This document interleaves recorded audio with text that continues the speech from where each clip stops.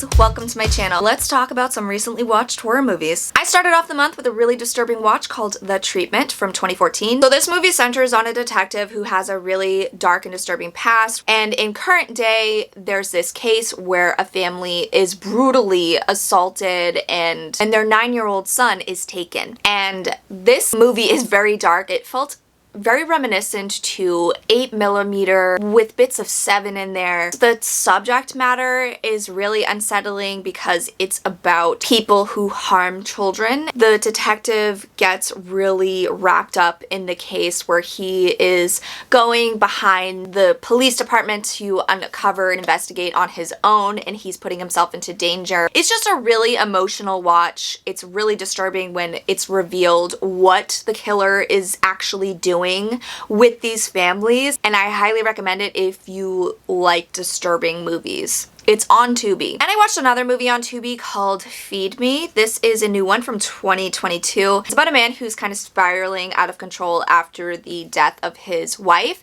and he encounters this man who is a cannibal who says that he will help him end his life by eating him. He's going to feed him. That concept to me is so interesting, and I was like, oh my gosh, yes, like this, I'm so excited to see where it goes. But I didn't like it. The character was too much. I felt like it was forcing too much, where it just felt like it was trying too hard to be funny, and I didn't find it funny.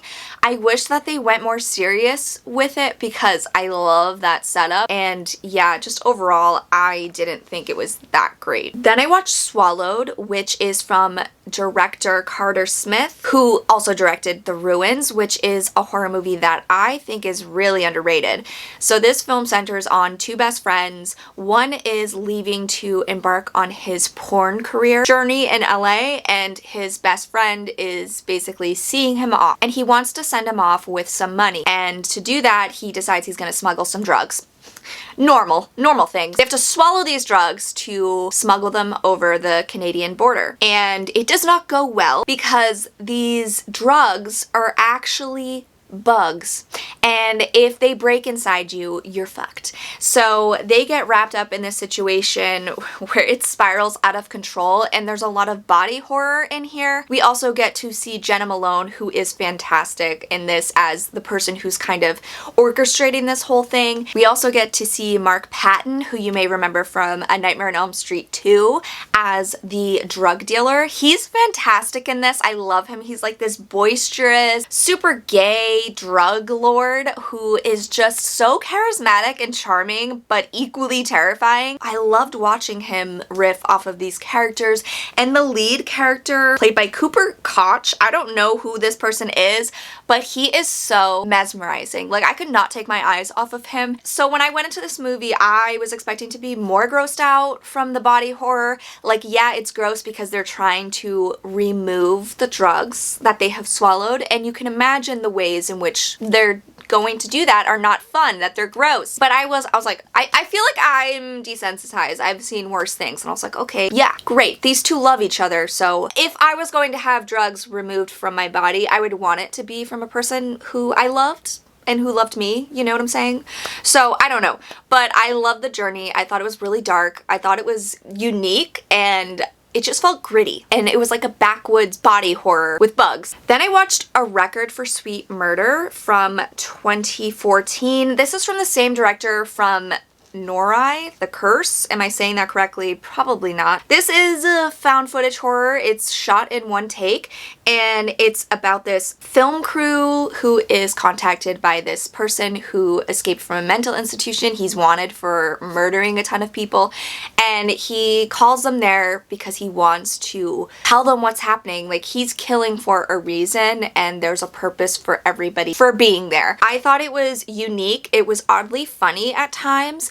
I thought the one take element was really well done, and interesting, and I thought that where the story goes was kind of beautiful and emotional towards the end. Like, I really enjoyed it. It's kind of disturbing at times. It's a lot to take in, but I thought it was really well done. It was so different from Norai or The Curse, whatever. I enjoyed this one more. Then I watched Leaving DC, which is an indie found footage horror about this guy who is sick of his life in Washington, DC. He packs up to go move to the remote West Virginia woods, basically. And when he gets there, he's basically documenting his experience for his friends back home. And all seems normal at first, but then he begins hearing strange noises at night. So he places a recorder outside his window to capture what's happening, and he begins to study it.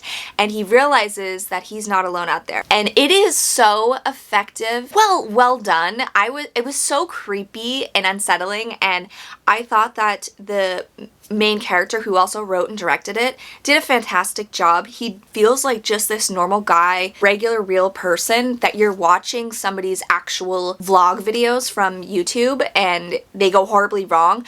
I just love that it's so simple, but the way that everything is done, it felt like Ponypool in the way that it tells its story. You don't really see a ton. You get bits and pieces of paranormal elements or creepy moments, and you're really just experiencing it through the character. And he's fantastic. I think he sells it well, and you're kind of watching him spiral out of control over this situation. It's a quick, like, 60 minutes. It's on Amazon Prime. It's like $1.99, and I highly recommend it if you like found footage horror. Then I watched Knock at the Cabin, the new M. Night Shyamalan movie. This is based on Paul Tremblay's book, The Cabin at the End of the World.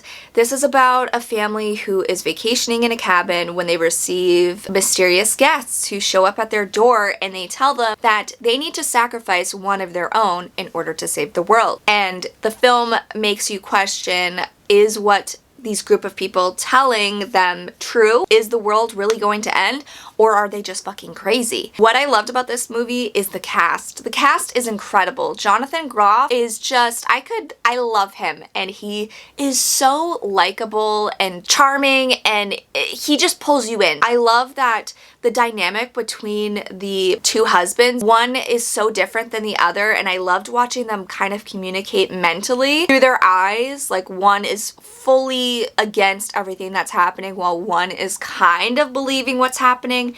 And Dave Bautista is kind of like the leader of this group of intruders, and he's fantastic. He's supposed to be a school teacher, so he's very gentle giant, and he's very just straightforward. He's not trying to harm these people. He's trying to get his message across, and I thought that was really interesting and fun. I've had a lot of fun with the movie. I thought it was entertaining. Might it have been a little predictable? Yeah, I guess, but I still had a lot of fun with it. I haven't read the book, so I don't know how it compares. Overall, I enjoyed it. Then I watched a movie called Angst from 1983. This movie is very disturbing. It's very intimate, I would say. It's shot in a way where you feel like you are very close to the lead character, who is very disturbed.